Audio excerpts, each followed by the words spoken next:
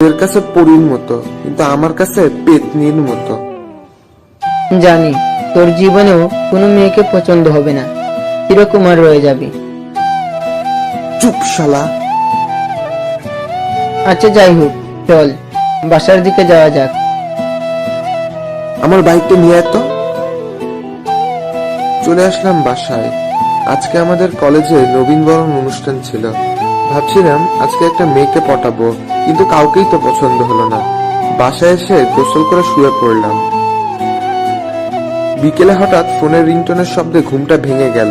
ফোনটা হাতে নিয়ে দেখি আমার পরিচিত একজন ফোন দিয়েছে। আসসালামু আলাইকুম দাদা। ওয়ালাইকুম আসসালাম। কেমন আছিস তোরা? জি দাদা, কোনো মতে ভালো আছি। আপনি ভালো আছেন তাই না? কেন রে, কোনো মতো কেন? পুরোপুরি ভালো নেই কেন? দাদা, আপনি চলে যাওয়ার পর থেকে আমাদের সবার দুর্দশা শুরু হয়েছে। আমাদের শত্রুর অভাব নেই। কি করব বল, কথা দিয়েছি যে। জোর করে একজন গরিবের জায়গা জমি লিখে নিয়েছে। যাই হোক দাদা, আজকে এখানে একজনকে নিঃস্ব করে দিয়েছে। জোর করে একজন গরিবের জায়গা জমি লিখে নিয়েছে। কি করব তোরাই বল, আমার হাত পা যে সব বাধা। আচ্ছা দাদা, ভালো থাকবেন। তোরাও ভালো থাকিস। ফোনটা রেখে দিলাম।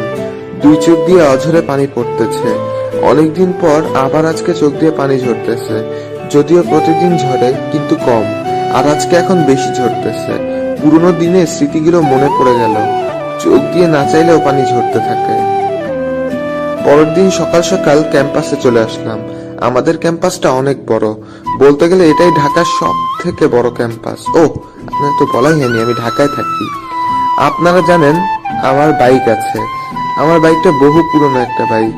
এইটা যেদিক দিয়ে নিয়ে যাই সেই দিকে সব মানুষ একবার হলেও তাকিয়ে দেখে যে কে গেল, কারণ বাইকটার সাউন্ড হয় অনেক বেশি।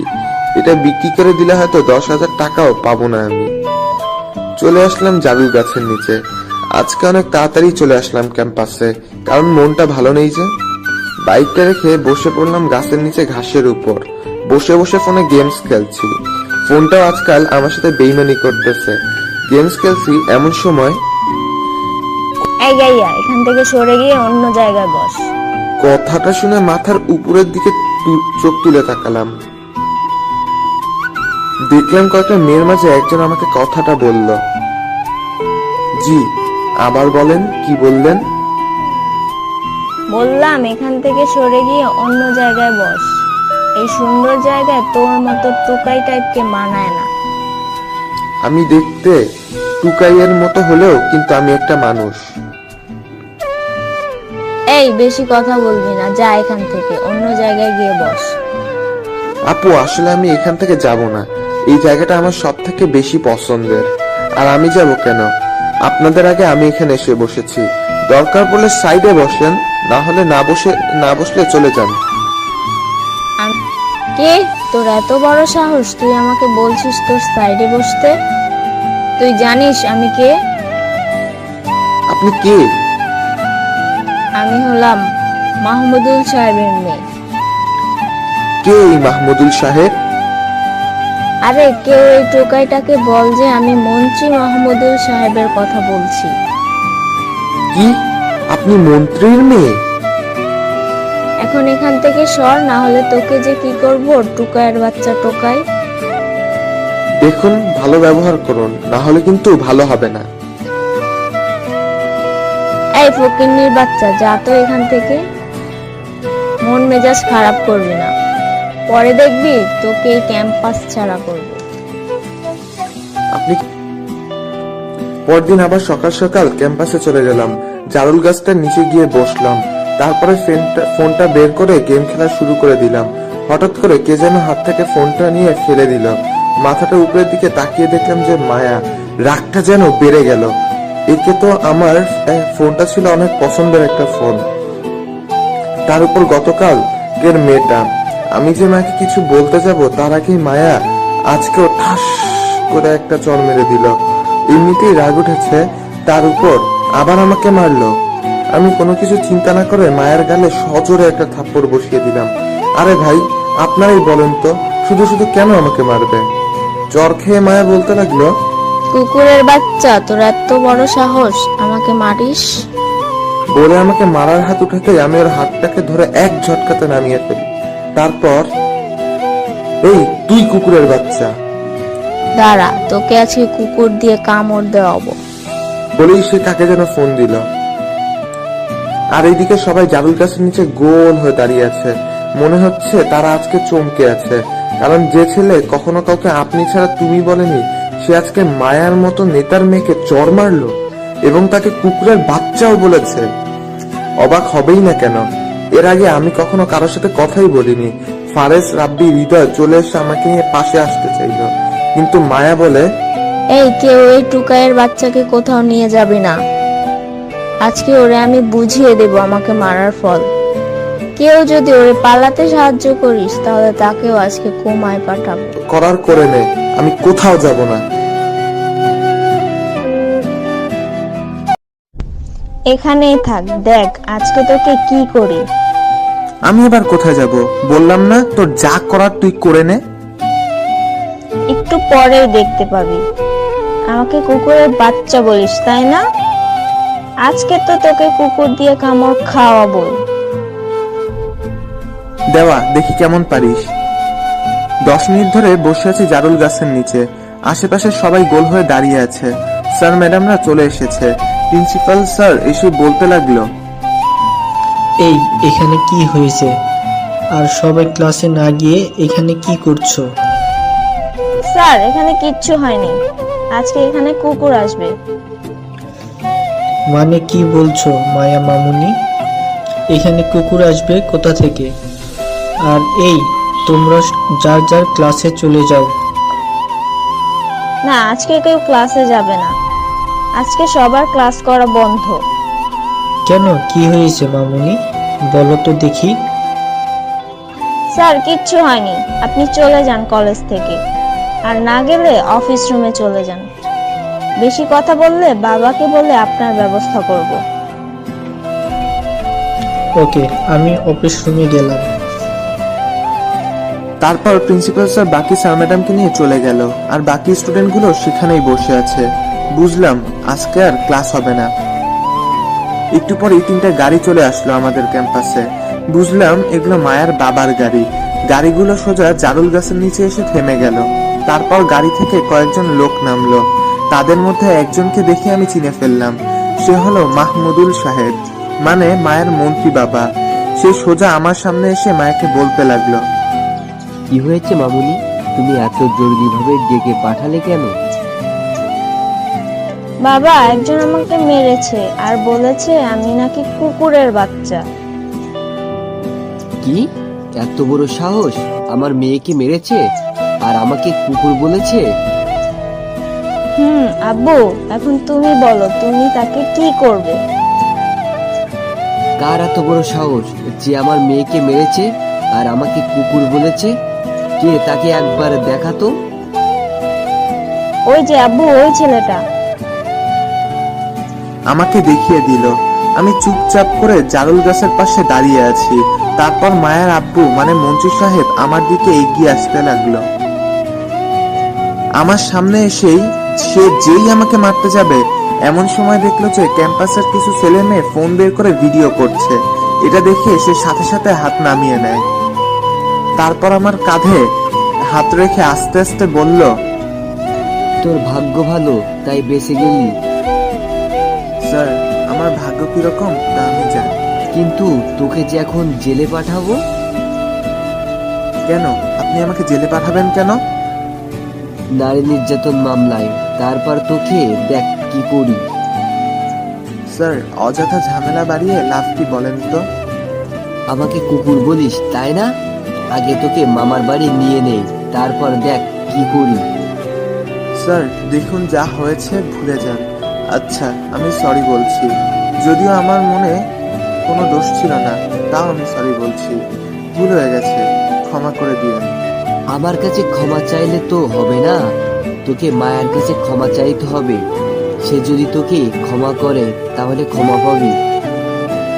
ওকে, আমি মায়ের কাছে ক্ষমা চাচ্ছি। ওকে, যা। তারপর আমি সোজা মায়ের কাছে চলে আসলাম। মায়া, দেখো, যা হবার হয়ে গেছে, আমার ভুল হয়েছে, আমাকে ক্ষমা করে দাও। ফকিন্নির বাচ্চা, তোর এত বড় সাহস আমার নাম ধরে ডাকিস আর তুমি করে বলছিস?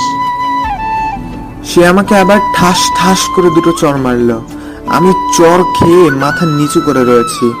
চাইলে এখনই আমি আবার আগের মতো মায়াকে মারতে পারবো, কিন্তু না, আমি ঝামেলায় জড়াতে যাচ্ছি না।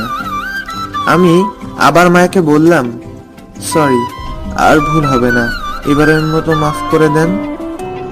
কি রে, জোরে জোরে বল, কি বলছিস? শুনতে পাচ্ছি না। কি বলবি সবাইকে শুনিয়ে শুনিয়ে বল।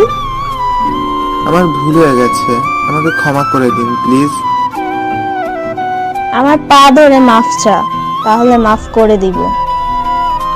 আচ্ছা ঠিক আছে, বলেই মায়ের পায়ের সামনে বসে পা দুটো জড়িয়ে ধরে বললাম, কুকুরের বাচ্চা, তোর এত বড় সাহস, তোর নোংরা হাত দিয়ে আমার পা ধরেছিস? বলেই সে আমার বুকে সোজা একটা লাথি মারলো। আমি ছিটকে গিয়ে একটু দূরে পড়লাম আর মাথায় রক্ত উঠে গেল। তাও নিজেকে কোনো মতো শান্ত করে আবার বললাম, ম্যাম, আমার ভুল হয়ে গেছে, আমাকে ক্ষমা করে দিন। কি রে, এখন কেমন লাগে? আমার সাথে আরো লাগতে আসবি? না ম্যাম, আর আসবো না কখনো। মায়া মামুনি, ওকে এবারের মতো ক্ষমা করে দাও। বাবা তোমাকে কুকুর বলছে আর তুমি বলছো ক্ষমা করে দিতে? যাই হোক মা, ভুলে যাও, ও নিজের ভুল বুঝতে পেরেছে। ওকে বাবা, আর এই টোকাইয়ের বাচ্চা টোকাই, তোকে মাফ করে দিলাম। আবার যদি কখনো আমার সাথে লাগতে আসিস তাহলে দেখবি আমি কি করি। কি বললাম মনে থাকবে তো? জি ম্যাম, মনে থাকবে। মাথাটা নিচু করেই চলে আসলাম আমার বাসার দিকে। ক্যাম্পাসে আর মাথা উঁচু করিনি, কারণ লজ্জায় আমার মাথা উঁচু করতে পারছি না। আমি যদি চাইতাম তাহলে সাথে সাথেই মায়ের করা অপমানের বদলা নিতে পারতাম। আর তার বাবা আসছে তো কি হয়েছে, কিন্তু আমি এখনো কোনো প্রকার ঝামেলা করতে চাচ্ছি না, তাই মায়াকে আর কিছুই বললাম না। এইদিকে মায়া রাতে হালকা খেয়ে শুয়ে পড়লাম। শুয়ে শুয়ে ভাবতে লাগলাম আগের দিনগুলোর কথা, যখন আমি পরিবারের সাথে থাকতাম।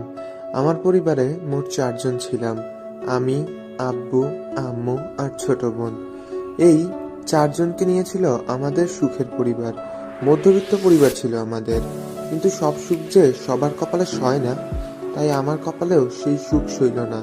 যখন আমি ইন্টারে পড়তাম তখন আমি রাজনীতি করতাম। তখন ছিলাম আমাদের কলেজের ছাত্রলীগের সভাপতি। এরপর থেকে আস্তে আস্তে রাজনীতিতে জড়িয়ে পড়ি, আর তারপরেই শুরু হয় আমার রাজনৈতিক ক্যারিয়ার। পরের দিন সকালবেলা খেয়ে কলেজে চলে গেলাম। এইভাবে চলতে লাগলো বেশ কয়েকদিন। এখন আর আমি জারুল গাছের নিচে বসি না, নতুন করে একটা আম গাছের নিচে আড্ডা দেওয়ার স্থান বানিয়েছি। আপনারা হয়তো ভাবছেন আমি মায়ার ভয়ে জারুল গাছের নিচে যাই না, কিন্তু আসলে আমি জারুল গাছের নিচে যাই না, তার কারণ হলো আমি মায়া আর ওর মন্ত্রী বাবার সাথে ঝগড়া করতে চাই না। প্রতিদিনের মতন আজকেও ক্যাম্পাসে চলে আসলাম, এসে আম গাছটার নিচে গিয়ে বসলাম। এমন সময় একটা মেয়ে এসে আমার সামনে পড়ে গেল। মেয়েটা দেখতে অনেক সুন্দর, মনে হয় বিপদে পড়েছে। সে আমাকে বলতে লাগলো, আমাকে প্লিজ বাঁচান। নেই। আর কি হয়েছে? আমি মিষ্টি, আগে আমাকে বাঁচান। কি হয়েছে? আমি আর মিষ্টি নামের মেয়েটা কথা বলছি, এমন সময় কয়েকটা ছেলে চলে আসলো আমাদের সামনে। ছেলেটাকে দেখে চিনে ফেললাম। আরে, এ তো আমাদের ভার্সিটি ছাত্রলীগের সভাপতি সামি ভাই, যার ভয়ে পুরো ক্যাম্পাস কাঁপে, যাকে স্যার ম্যাডাম সবাই ভয় পায়। সে এসে আমাকে বলতে লাগলো, এই খ্যাত, মেয়েটাকে আমাদের হাতে তুলে দে। ভাই, আপনি নিয়ে যান এই মেয়েকে, আমি কি ওকে আটকিয়ে রেখেছি নাকি? এই ইমরান, যা তো মেয়েটাকে নিয়ে আয়। ওকে ভাই, যাচ্ছি। তারপর স্বামী আমাদের কাছে এসে মিষ্টিকে নিয়ে যেতে যেই হাতটা ধরলো, আর মেয়েটা বলতে লাগলো, প্লিজ আমাকে বাঁচান। এরা আমাকে বেঁচে থাকার অবস্থায় রাখবে না, এরা আমাকে তুলে নিয়ে গিয়ে ধর্ষণ করবে। প্লিজ আমাকে বাঁচান। এই সাজিদ, তাড়াতাড়ি নিয়ে আয় তো। আজকে শালির সব ড্যামাক বের করে দেব। ভালোই ভালোই বলছিলাম আমাদের সাথে থাকতে, কিন্তু না, সে আমার কথা শোনেনি। এখন কেমন লাগে দেখ। আমার কথার মতো রাজি হলে আজকে তোকে এই দিন দেখতে হতো না। প্লিজ ভাইয়া, আমাকে কিছু করিয়েন না। আমি ছাড়া আমার মাকে দেখার মতো কেউ নাই। সামি ভাই প্লিজ মেয়েটাকে ছেড়ে দেন। মেয়েটা কত অসহায় দেখছেন তো, তার মাকে দেখাশোনা করার জন্য সে ছাড়া আর কেউ নেই। প্লিজ ভাই ছেড়ে দেন। এই খ্যাত, তুই চুপ থাক, আর বেশি কথা বললে না তোকে এখানে পুঁতে রেখে দিব। ওকে ভাই। তারপর স্বামী মিষ্টি নামের মেয়েটার হাত ধরে টেনে নিয়ে যেতে লাগলো। আমি সেখানেই দাঁড়িয়ে আছি, আর মিষ্টি তো অনেক কান্না করতেছে। এখন আমি কি করব? একদিকে মাকে দেওয়া কথা দিয়েছি আর মারামারি করব না, আর অপরদিকে একটা অসহায় মেয়ের দুর্দশা। এখন আমার কি করা উচিত? ক্যাম্পাসে সবাই চারদিকে দাঁড়িয়ে দাঁড়িয়ে সব দেখছে, কিন্তু কেউ কিচ্ছু বলছে না। আমার যেন আর মিষ্টি নামের মেয়েটার কান্না সহ্য হলো না। কেন জানি তার জন্য খুব মায়া লাগছে। তার একটা কথাই কানে বাজছে, প্লিজ আমাকে কিছু করিয়েন না, আমি ছাড়া আমার মাকে দেখার মতন কেউ নেই। কি করব ভেবে পাচ্ছি না। হঠাৎ করে আমি সবকিছু ভুলে গেলাম। তারপর সোজা দৌড়ে গিয়ে মিষ্টির হাতটা পিছন থেকে শক্ত করে ধরলাম, আর সাজিদও দাঁড়িয়ে গেল। সে মিষ্টিকে সামনে থেকে টানছে, কিন্তু সামনের দিকে নিতে পারতেছে না। তারপর আমি মিষ্টিকে পিছনের দিকে জোরে এক টান দিলাম। সাজিদের হাত থেকে মিষ্টির হাতটা খসে মিষ্টি আমার দিকে চলে আসলো। আর এদিকে সামি ভাই সহ তার লোকজনও থেমে গেল। তারপর সামি ভাই বলতে লাগলো, এই খ্যাত, তোর আর কি হলো? শালিরে আটকালি না কেন? ভাই আপনি যেটা করেছেন সেটা ঠিক না, আর মেয়েটাকে ছেড়ে দিন প্লিজ। সে সারা তার বৃদ্ধ মাকে দেখার মতন আর কেউ নেই। এখন যদি তার কিছু হয়ে যায় তাহলে তার মাকে কে দেখবে বলেন? এই শালা, তোর তো মাথা ব্যথা কেন ওর মাকে নিয়ে? আর এত মাথা ব্যথা হলে তুই ওই শালির মাকে দেখবি। ভাই প্লিজ মেয়েটাকে ছেড়ে দিন।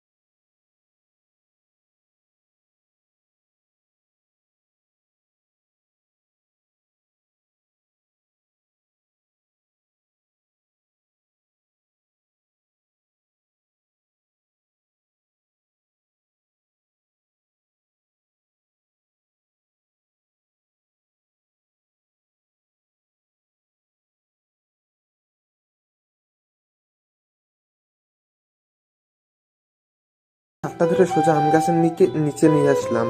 এসে আমি তাকে বলতে লাগলাম, আচ্ছা আপনার বাসায় কে কে আছে? আমার বাসায় আমি আর আমার মা থাকি। ও, আপনার বাবা ভাই বোন কোথায়? আমি আমার বাবা মায়ের একমাত্র সন্তান। ওহ, তা কান্না করতেছেন কেন? ভয় লাগছে, এখন আমার জন্য আপনার বড় কোনো সমস্যায় পড়তে হবে। আরে আমার কোনো সমস্যা হবে না। আর আপনার বাবা কোথায়? আমার বাবা আজ থেকে 7 বছর আগে মারা গেছে। আচ্ছা সরি, চলেন ক্যান্টিনে যাই। ক্যান্টিনে কেন যাবেন? আসলে আমার খুব ক্ষুধা লেগেছে তো, তাই আর কি। ও, আপনি যান, আমি খাবো না। কেন খাবেন না? আপনাকে দেখতে মনে হচ্ছে আপনার খুব ক্ষুধা লেগেছে। একটা কথা বলবো? বলেন, কি বলবেন? আসলে আমি তো জব করি, তাই বাসা থেকে টিফিন নিয়ে আসছিলাম। আপনার যদি সমস্যা না থাকে তাহলে আমার সাথে টিফিনটা খেতে পারেন। আপনি কিসের জব করেন? আসলে আমি একটা টি ফার্মে জব করি। ও, বুঝলাম। আপনি আমাদের ক্যাম্পাসে আশেপাশেই জব করেন। এখান থেকে 5 মিনিট লাগে আমার অফিস যেতে। এখন আমার টিফিন কি খাবেন? দেন দেখি। কতদিন যে হয় বাসা রান্নার খাবার খাই না। কেন, আপনি কি খান তাহলে? আসলে আমি মেসের খাবার খাই। আচ্ছা, সমস্যা নেই, এখন খান। খাচ্ছি। আর আপনিও আমার সাথে খাবেন। তখন মিষ্টি তার ব্যাগ থেকে একটা টিফিন বাটি বের করে আমার সামনে দিল। আর আমি বাটিটা খুলে দেখলাম ছোট মাছ, আলু ভাজি আর সাথে আমের আচার। বাহ, ছোট মাছ তো আমার খুবই পছন্দের খাবার।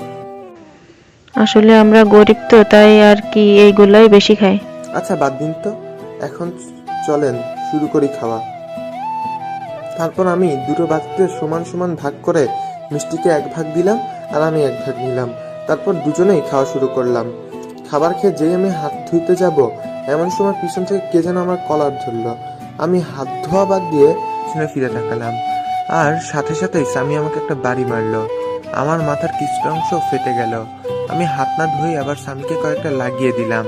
স্বামীকে এবার ভালোভাবেই দিলাম। সে মার খেয়ে আবার বলল, তোর এত বড় সাহস, আবার আমাকে মারিস? দেখ, আমার মাথাটা গরম করবি না। এখন তোর কোন রাজ ভাইকে না নিয়ে আসছিস বল। কুত্তার বাচ্চা, আজকে তো তোকে রাজভাই মেরেই ফেলবে। আজকে রাজভাই তোকে মেরে কিমা বানাবে। আমাকে মারিস? কি বললি তুই? দাঁড়া, আজকে তোকে কি করি দেখ। বলেই আবার স্বামীকে মারা শুরু করলাম। এবার শুধু স্বামীর নাক মুখে কয়েকটা ঘুষি মারলাম। মারতে মারতে স্বামীর মুখ দিয়ে রক্ত বের করে ফেললাম। হঠাৎ করেই কোথা থেকে যেন ফারেস এসে আমাকে টেনে নিয়ে গেল। তারপর ফারেস বলতে লাগলো, এই নীল, তোর ইদানিং কি হয়েছে বলতো? কয়দিন ধরে দেখছি তুই খালি ঝগড়া করছিস। ফারেস, তুই কখন আসলি ক্যাম্পাসে? একটু আগেই আসছি। তুই আবার মারামারিতে জড়িয়েছিস কেন? দেখ, যেটা জানবি না সেটা নিয়ে কথা বলবি না। আমি একটা অসহায় মেয়েকে সাহায্য করার জন্য মারামারি করেছি। আচ্ছা, যাই হোক, এখন চল ক্যাম্পাস থেকে। কোথায় যাব? আমার সাথে চল। বেশি কথা বলিস কেন? আরে, কোন রাজ নাকি আমাকে মারতে আসছে, ওকে একটু দেখে যাই, চল। এই, কাজ আছে, আয় আমার সাথে। রাজভাই একটা জানোয়ার, তুই ওর সামনে গেলে তোকে আস্ত জ্বালিয়ে দিবে।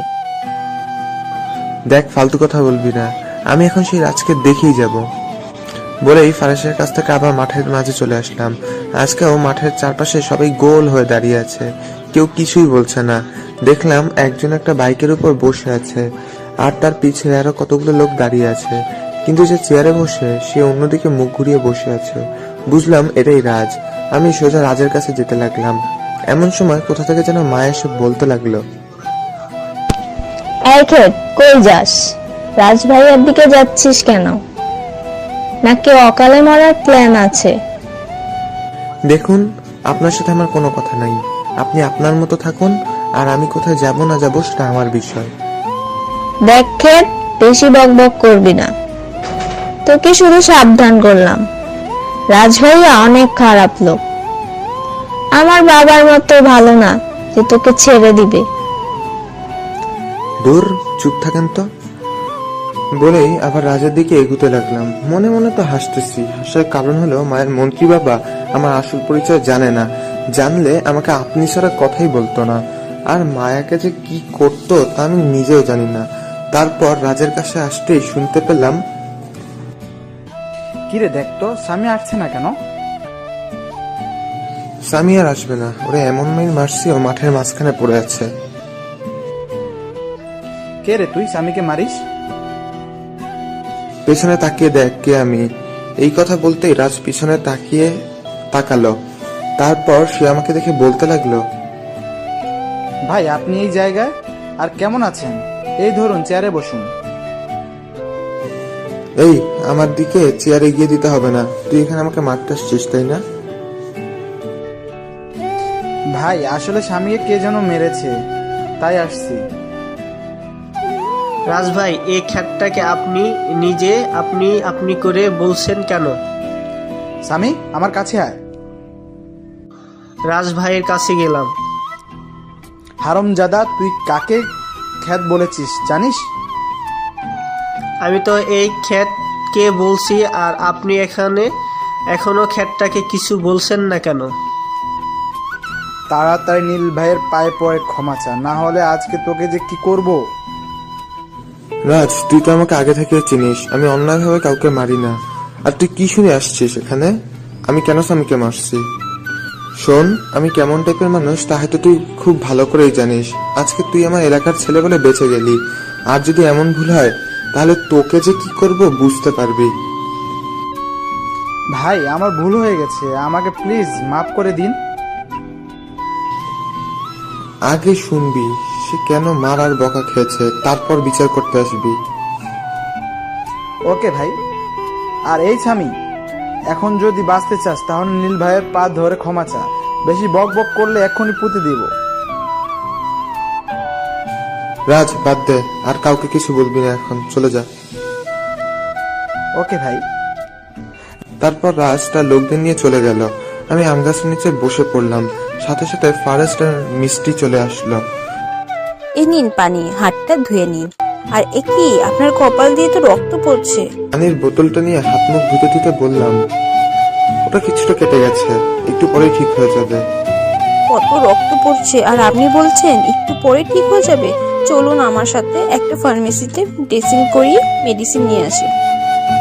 আরে আরে, আপনি অস্থির হবেন না, আমার তেমন কিছু হয়নি, একটু মাথা ছিলে গেছে আর কি, কিছুই হবে না। এখন বেশি কথা না বলে চলুন আগে মেডিসিন নিয়ে আসি। আরে বললাম না যে লাগবে না। আচ্ছা ঠিক আছে, আমি এখন তো বাসায় চলে যাব, তখন না হয় নিয়ে যা উনি। না, আমার সাথে চলুন, আসলে আমি ফার্মেসিতেই যাব। কেন যাবেন, কোনো কাজ আছে কি? আসলে মায়ের জন্য ওষুধ নিতে হবে। আচ্ছা চলেন তাহলে যাই। আর ফারেস, আমি আজকে চলে গেলাম, পরে তোকে সব বলবো নি। তারপর আমি ফারেসকে কোনো কথা বলতে না দিয়ে চলে আসলাম। আজকে প্রথম আমার বাইকে কোনো মেয়ে উঠলো, আর এইদিকে মায়া ভাবছে, আজকে তো আমি কিছুই বুঝলাম না। এই ক্ষেতটাকে রাজভাইয়ার মতো বড় নেতা ভাই ভাই বলে ডাকে, তাহলে তো এই ক্ষেতটা আসলে ক্ষেত না, এটা অন্য কেউ হবে। না বাবা, আমাকে ওই নীল নাকি নাম, ওর কাছে ক্ষমা চাইতে হবে, না হলে কখন যে আমাকে কি করে বসে তা কেউ বলতে পারবে না। আগামীকালকে আমি এই ক্ষেতটাকে সরি বলবো, আর জারুল গাছের নিচে বসার জন্য বলবো। মিষ্টিকে বাসায় দিয়ে আসলাম। তারপর আমি বাসায় চলে আসলাম। বাসায় এসে ফ্রেশ হয়ে হালকা খেয়ে শুয়ে পড়লাম। শুয়ে শুয়ে ভাবতে লাগলাম, আজকে একমাত্র আমার জন্য আবার বাবা মা আর আদরের বোন বেঁচে নেই। আজকে আমি যদি রাজনীতিতে না জড়াতাম তাহলে আজকে হয়তো আমার বাবা মা বোন থাকতো। আপনারা হয়তো ভাবছেন আমার বাবা মা বোন কোথায়। আসলে আমার কিছু শত্রু একত্রে এসে আমার বাসায় না থাকাকালীন সময় আমার পরিবারের সবাইকেই মেরে ফেলেছে। আমি বাসায় এসে দেখি আমার মা রক্তাক্ত অবস্থায় ফ্লোরে পড়ে আছে। মায়ের কাছে যেতেই সে বলেছিল আর কখনো মারামারি করবি না, আর আজকেই চলে যাবে এই শহর ছেড়ে। তারপর থেকেই আমি এখানে। কিন্তু আজকে আমি আমার মাকে দেওয়া কথা রাখতে পারলাম না। জানি না আল্লাহ আমাকে এর জন্য ক্ষমা করবে কিনা, কিন্তু আমি কি করবো আপনারই বলেন। মেয়েটার কিছু হয়ে গেলে তার বৃদ্ধ মাকে কে দেখবে? শুয়ে শুয়ে এসবই ভাবছি। এমন সময় সেদিন যে ফোন করেছিল সে ফোন দিয়েছে, আর তার নাম হলো রাকিব। আমি ফোনটা রিসিভ করলাম। দাদা, আপনি কেমন আছেন? আমি ভালো আছি, তোরা কেমন আছিস? আমাদের আর ভালো থাকা, আমাদেরকে আর ভালোভাবে শান্তিতে বাঁচতে দিচ্ছে কই? কেন রে, কি হলো আবার? আমরা তো বাসা থেকে বের হতেই পারি না, কারণ হলো ওই রূপু। আমি জানি রূপু সোজা হবে না। আমাদের সাথে যা করে তা না হয় মেনে নিলাম, কিন্তু এখানে সে প্রতিদিনই কত মানুষের ক্ষতি করতেছে, আল্লাহ পাক ভালো জানে। চিন্তা করিস না রে, আমি খুব শীঘ্রই আসতেছি তোদের কাছে। তারপর দেখ ওই রুকুকে কি করি। আর দাদা, একটা খোঁজ পেয়েছি। কি খোঁজ বল দেখি। এখন বলবো না দাদা, যখন আপনি এখানে আসবেন তখন না হয় বলবো। আসল কথাটাই তো বলা হলো না। কি আসল কথা রে? আসলে সামনের 29 তারিখে তো জান্নাত চাচা চাচির মৃত্যুবার্ষিকী, তাই আপনি কি আসবেন? কেন রে, আমাকে আসতে হবে নাকি? 3-4 বছর হয় আসেন না, না হয় আসেন। ওকে দেখে নিবনি। আচ্ছা, রাখলাম দাদা। ওকে, ভালো থাকিস। ফোনটা রেখে দিলাম। আসলে বাবা আর মায়ের মৃত্যুবার্ষিকী আমি ঢাকাতেই পালন করি। আর হ্যাঁ, রাকিব এর জন্যই ফোন দিয়েছিল। পরের দিন ক্যাম্পাসে যেতেই আমি অবাক হয়ে গেলাম, কারণ মায়া। শালা, আমি আবার কে? আমি হলাম নীল মেহরাজ, তোদের বন্ধু। আর আমাকে আপনি আপনি করে বলছিস কেন? না মানে, আসলে গতকাল যা দেখলাম তাতে আমাদের সন্দেহ হচ্ছে আপনি আসলে অন্য কেউ। আমি আগে তোদের বন্ধু, বুঝলি? আর আমাকে আগের মতোই তুই করেই বলবি, ঠিক আছে? আচ্ছা, সেটা না হয় বলবো। গতকাল যে তুই আমাকে বললি, পরে এসে সব বলবি, কিন্তু কিছুই তো বললি না। আরে বলবো নি সময় করে, এখন স্যার আসবে, ক্লাসে মনোযোগ দে। আমাকে বলবি না নাকি শুধু ফারেজকেই বলবি? আরে শালা, তোদেরকেই বলবো, এখন ক্লাস কর। এদিকে মায়া ভাবছে, ইস, এমন একটা ভদ্র ছেলেকে যে কেমন করে আমি সেদিন মারলাম, কতটা অপমান করলাম, অথচ সেই ছেলেটা আজ আমার জন্য আল্লাহর কাছে দোয়া চাইলো। সেদিন কেন যে ছেলেটাকে মারতে গেলাম, সেদিন তো সব দোষ আমারই ছিল। না, আর কখনো কাউকে কোনো প্রকার অপমান করব না, বিনা কারণে কাউকে মারবো না। আজ থেকে আমি অনেক ভালো একটা মেয়ে হয়ে যাব। আর মিস্টার খ্যাতকে ক্ষেত থেকে স্টাইলিশ বয় বানাবো। দেখতে দেখতে চলে এলো 28 তারিখ। আগামীকাল আমার বাবা মা আর বোনের মৃত্যুবার্ষিকী। তাই ভাবছি এবার নিজ বাড়িতে গিয়ে দোয়া ইত্যাদির আয়োজন করব। আর এখানে ফারাজার রাব্বিদের বলে যাব এখানেও দোয়ার ব্যবস্থা করতে। 28 তারিখ রাত 10টায় টিকিট কেটে বাসে উঠে পড়লাম নিজের বাসায় যাবার জন্য। বাসায় যাবার উদ্দেশ্য হলো দুইটা। এক, প্রথম হলো বাবা মা আর বোনের জন্য দোয়া মাহফিল করা আর কবর জিয়ারত করা, আর দ্বিতীয় ওই রুকুকে কিছু একটা করা। আপনারা হয়তো ভাবছেন রুকু কে? আচ্ছা চলুন, বাড়িতে যেতে যেতে আপনাদের আমি রুকু সম্পর্কে বলে দেই। আসলে রুকু হলো একটা বড় নেতা আর সন্ত্রাসী। সে চাঁদাবাজি, খুন খারাপি, গরিবদের উপর অন্যায় অত্যাচার সহ সকল প্রকার খারাপ কাজ করে। আর আমার বাবা মা আর বোনকেও ওই রুকুই মেরেছে। সেদিন আমার পরিবারকে মেরেছে, সেই দিন আমি কাজের জন্য শহরের বাইরে গিয়েছিলাম। আর এই সুযোগে রুকু আর তার লোকজন এসে আমার পরিবারকে শেষ করে দেয়। আর আমি এসে দেখি বাবা মা আর বোন মারা গেছে, আর মা পানি পানি বলে গোংড়াচ্ছে। আমি দৌড়ে গিয়ে মাকে পানি দিলাম। মা কোনো মতে পানি খেয়ে আমার কোলেই শুয়ে শুয়ে বলতে লাগলো, শুধু একটা কথাই বলেছিল, কথাটা হয়তো আপনারাই জানেন। আচ্ছা তাও বলি, বাবা সবকিছু ছেড়ে দিয়ে ভালো মানুষ হ, আর তুই আজকে এই শহর ছেড়ে চলে যাবি। এসব ভাবতে ভাবতে চোখের কোণে হালকা নোনা পানি এসে জমতে শুরু করলো। নোনা পানিগুলো জমতে জমতে ফোঁটায় পরিণত হয়েছে। কয়েক ফোঁটা পানি গাল বেয়ে বুকের উপরে এসে শার্টের সাথে মিশে গেল। হঠাৎ করেই বাসটা থেমে যায়। কানে পড়লো বাসের হেল্পারের কথা, বগুড়া এসেছে, কে কে নামবেন নামুন। কথাটা শুনে নিজের ব্যাগটা নিয়ে নেমে পড়লাম বাস থেকে নেমে শরীরটা হালকাভাবে মুছে। সেদিন তো বললি রুকু নাকি এখানে আগের মতো সবার উপর জোর জুলুম করে। ভাই, সে এখন আরো বেশি করে অন্যায় কাজ করে, কেউ তাকে কিছু বলতে পারে না। আচ্ছা সমস্যা নেই, আমি এবার একটা বিহিত করেই যাব। তারপর আমি গিয়ে গাড়িতে উঠলাম। 15 মিনিট পর নিজের বাসায় চলে আসলাম। বাসাটা ঠিক আগের মতো করেই সাজানো। তাহলে রাকিব আরো সবাই আগের মতো করে সাজিয়েছে? আচ্ছা, আর আমি চলে যাওয়ার সময় রাকিবকে আমার এই বাড়িতে থাকতে বলেছিলাম। আমি রাকিবকে বললাম, কিরে রাকিব, তুই তো সব আগের মতোই রেখেছিস। আমি না ভাই, সব করেছে পায়েল। এই পায়েলটা আবার কে? ও সরি ভাই, আসলে বলতে ভুলে গিয়েছি, পায়েল হলো আমার বউ। বাহ বাহ, শালা তুই বিয়ে করেছিস আর আমাকে বলিসনি? হয়েছে কি? চুপ কর, কথাই বলিস না। তা তোর বউ কই? সে রান্না করতেছে ভাই। এত সকালে রান্না করতেছে কেন? বাহ, ঘরে আপনি এসে কি না খেয়ে থাকবেন নাকি? তাই সকাল সকাল রান্না করতেছে। এত কষ্ট করার কি ছিল রে? ভাই আপনি যে ফ্রেশ হয়ে আসেন, এতক্ষণে মনে হয় সব রান্না শেষ হয়েছে। আমি খাবারগুলো টেবিল রেডি করতেছি। আচ্ছা ঠিক আছে রে। তারপর আমি আমার সেই পুরনো ঘরটাতে গেলাম। সেটা আমার অনেক স্মৃতি জড়িয়ে আছে। এই সেই ঘর যেখানে মা আমাকে শুয়ে দিয়ে মাথায় হাত বুলিয়ে দিত। এই ঘরে আমি আমার ছোট বোনের সাথে কতই না ঝগড়া করেছি।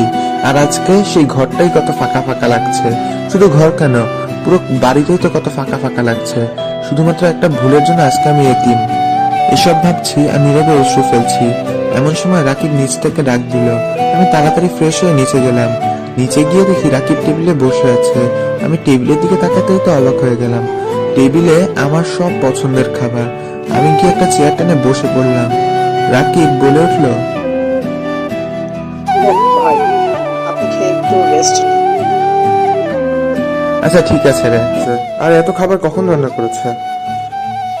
কি বলবো ভাই, এসব রাতে রান্না করেছে আর এখন শুধু গরম করেছে। আসলে আপনি কখন আসবেন এটা তো আর ঠিক ভাবে জানা ছিল না। তাই বলে এত কিছু? এখন এতগুলো খাবার কে খাবে? কেন, আপনি খাবেন? এতগুলো আমি একা খেতে পারবো নাকি? আর তোর বউ কই? ডাক দে দেখি, পরিচিত হই ওর সাথে। ওকে, এই পায়েল, এদিকে আসো তো। তারপর কিচেন থেকে একটা মেয়ে বেরিয়ে আসলো। বুঝলাম এইটাই পায়েল। পায়েল এসে রাকিবের পাশে দাঁড়িয়ে আমাকে সালাম দিল। আসসালামু আলাইকুম ভাইয়া, কেমন আছেন? ওয়ালাইকুম আসসালাম। জি আলহামদুলিল্লাহ ভালো আছি। তুমি কেমন আছো? ভালো আছি। তা এতদিন পর নিজের বাড়ির কথা মনে পড়লো? আসলে কি বলবো ভেবে পাচ্ছি না। থাক ভাইয়া, বলতে হবে না। এখন খাওয়া শুরু করুন। তুমিও বসো, তিনজনে একসাথে খাই। পায়েল, তুমিও বসো। আমি খাবার বেড়ে দিয়ে নিয়ে বসি। আরে আমরাই তুলে নিয়ে খেতে পারবো। তুমিও আমাদের সাথেই বসো। কতদিন পর যে রাকিব আর আমি একসাথে খেতে বসেছি তা আমাদের কারোরই মনে নেই। কি বলিস রাকিব?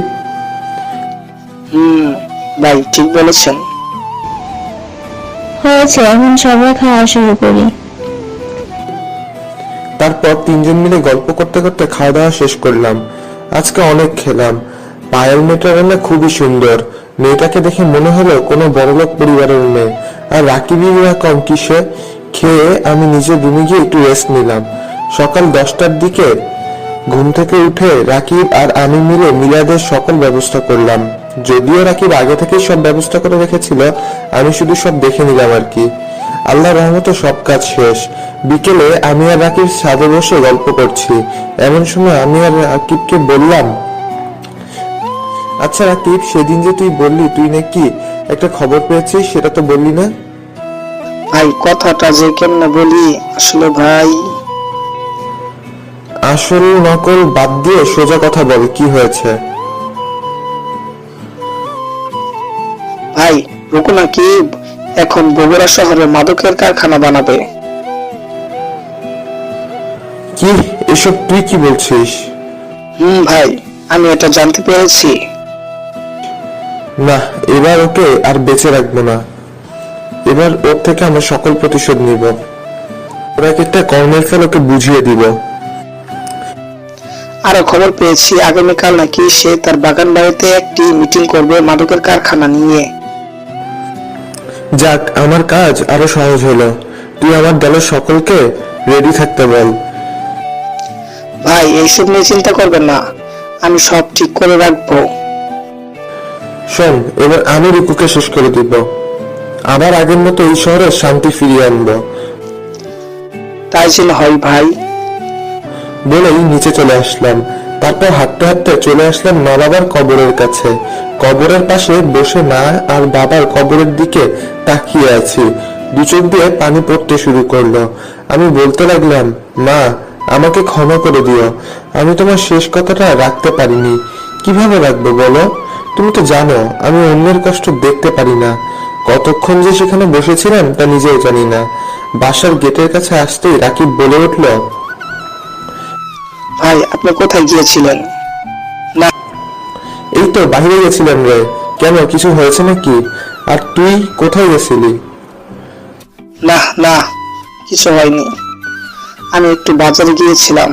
আসলে অনেক নার ফোন দিলাম, ফোন তুললেন না, তো তাই আর কি।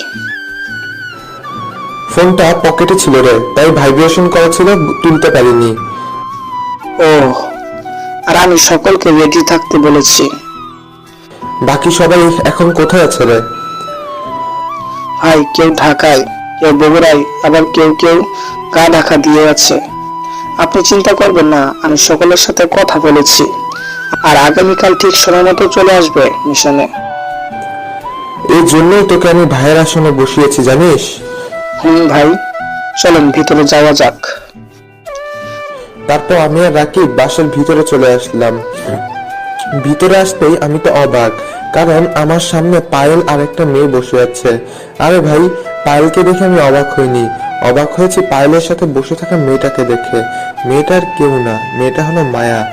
আমি কোনো কথা না বলে বাসার ভিতরে ঢুকেই সিঁড়ি দিয়ে উঠতে উঠতে যাব, এমন সময় পায়েল আমাকে ডাক দিল। আমি ভাইয়া এদিকে আসুন, গল্প করি। আমি সিঁড়ি থেকে নেমে গিয়ে সোফায় বসতে লাগলাম। গল্প করি, বলা তো যায় না আর গল্প করার সময় হবে কিনা। আমাকে এখানে দেখে মায়া অবাক হয়ে যায়। সে অবাক হয়ে আমার দিকে তাকিয়ে আছে। আমাকে উপর থেকে নিচ পর্যন্ত একবার চোখ বুলিয়ে নিল, যা আমি স্পষ্ট দেখতে পেলাম। মায়া আমাকে বলতে লাগলো, আপনি এখানে কেন? আমি তো এখানেই থাকবো, তাই না? মানে কি বুঝলাম না। আপনার মতন লোক এত বড় বাড়িতে, এটা কিভাবে সম্ভব? এই মিয়া, তুই কাকে কি বলছিস জানিস? তুই ভাইয়াকে চিনিস নাকি? আর এটা তো নীল ভাইয়ারই বাসা। আরে আমি যে তোকে একটা ছেলের কথা বলেছিলাম না, মনে আছে? ওই যে ক্ষেত ছেলেটার কথা। এই শালি, এই ছেলেটাই সেই ক্ষেত। এই আপনি কি কানা নাকি? আমাকে কোন দিক থেকে ক্ষেত লাগে? পায়েল, বলো তো আমাকে কি ক্ষেত ক্ষেত লাগে? না তো ভাইয়া, কে বলছে আপনাকে ক্ষেত ক্ষেত লাগে? এই মেয়েটা তোমার কে হয়? মায়াকে দেখিয়ে বললাম। এটা তো আমার বান্ধবী হয়। তোমার বান্ধবী আমাকে ক্ষেত বলে? আচ্ছা, আপনি তো আজকে 3 দিন আগে ক্ষেত টাপে ছিলেন, তা হঠাৎ করে এমন পরিবর্তন কেন? এমনি। আর আমাকে যে এখানে এইরকম দেখতেছেন সেটা ক্যাম্পাসে গিয়ে কাউকে বলবেন না। তারপর আরো কিছুক্ষণ গল্প করে খেয়ে দিয়ে রুমে চলে গেলাম। আমি জানি এখন মায়া পায়েলের থেকে না হয় রাকিবের থেকে আমার বিষয় সব জেনে নিবে। দূর, এখন এসব ভেবে কাজ নেই। আমি কালকে কিভাবে রুকুকে শেষ করব সেটার প্ল্যান করে ফেলি। তারপর রাকিবকে ডেকে এনে দুজনে মিলে সারা রাতভর একটা প্ল্যান করলাম। পরের দিন 11টার দিকে ঘুম ভাঙলো। তারপর আমি উঠে ফ্রেশ হয়ে নিলাম। সিঁড়ি দিয়ে নিচে নামতে দেখি রাকিব, পায়েল আর মায়া বসে আড্ডা দিচ্ছে।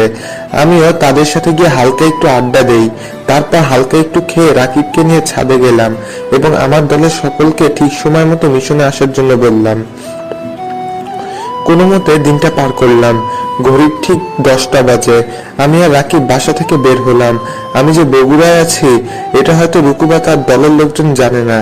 আজকে আমি আবার সেই পুরনো পোশাকটা পরে আমার পুরনো সেই বাইক R15টা সাথে নিয়েছি। আর আমার সাথে তো আমার পছন্দের বার্নিজ আর পছন্দের পিস্তলটা আছেই।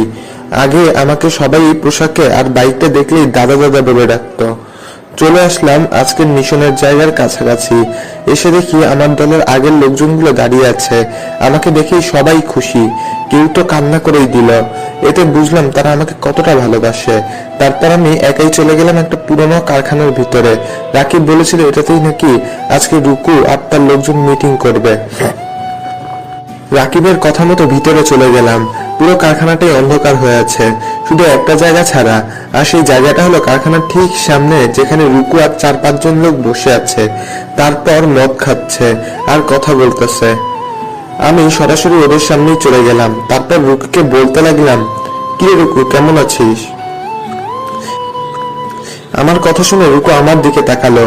সে হয়তো চমকে গেছে, কারণ তার নাম ধরে একমাত্র দাদাই ডাকতো। সে হয়তো ভাবছে তাহলে কি আবার দাদা ফিরে এসেছে। সে বলে উঠল, এই কে কোথায় আসিস, লাইটটা জ্বালাতো।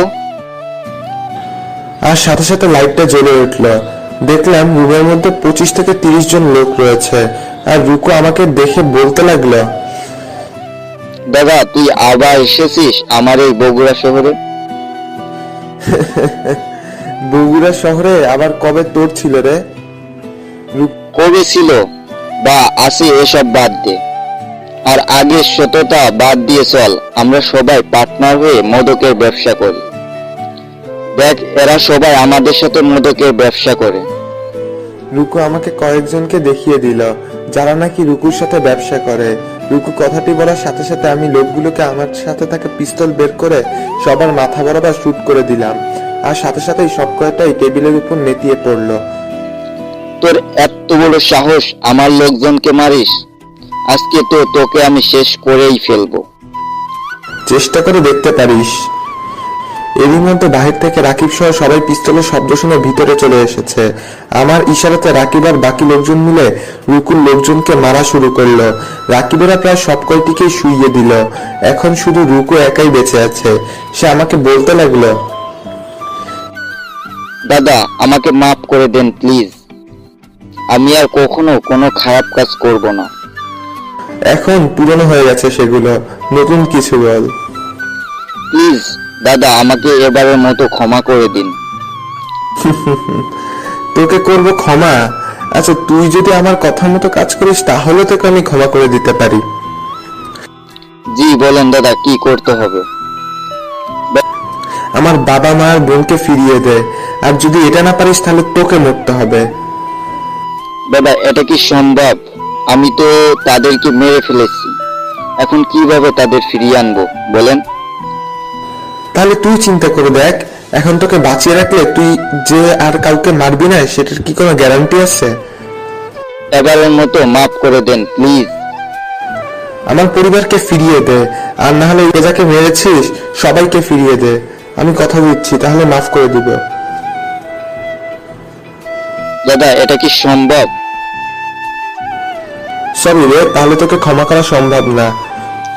ভাই এত কথা না বলে ওরে শেষ করে দেন তো, ওরে দেখলেই আমার শরীর চলে যাচ্ছে। তোর শরীর জ্বলতেছে তাই না? দাঁড়া ওরে একটু জ্বালিয়ে দেখি কেমন লাগে।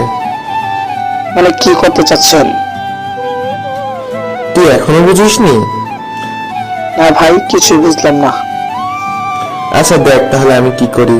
বলে বার্মিজটা বের করে রুকুর পায়ের ঠাই বরাবর একটা টান দিলাম। সাথে সাথে সেখান থেকে রক্ত পড়তে শুরু করলো, আর রুকু তো কান্না করতে লাগলো। এদিকে আমি উঠে গিয়ে টেবিল থেকে কয়েকটি লেবুর টুকরো নিয়ে এসে কাটা জায়গায় লেবুর রস চিপে চিপে দিলাম, আর রুকু তো চিল্লাতে শুরু করলো। চলে আসলাম বাসায়। আমার দলের বাকি লোকজনগুলো নিজেদের বাসায় চলে গেল। হ্যাঁ, আজকে আমরা রুকুকে মেরে দিলাম। এবার আমাদের শহরের সকল ব্যক্তি শান্তিতে থাকতে পারবে। আর রুকুকে মারার আগে ওর সকল সম্পত্তি লিখে নিয়েছি, তবে সেটা আমার জন্য নয়, গরিব মানুষদের জন্য। পরের দিন গরিব মানুষদের মাঝে রুকুর সকল টাকা পয়সা জমি জমা বিলিয়ে দিলাম। এগুলো এই গরিব আর অসহায় লোকদেরই ছিল।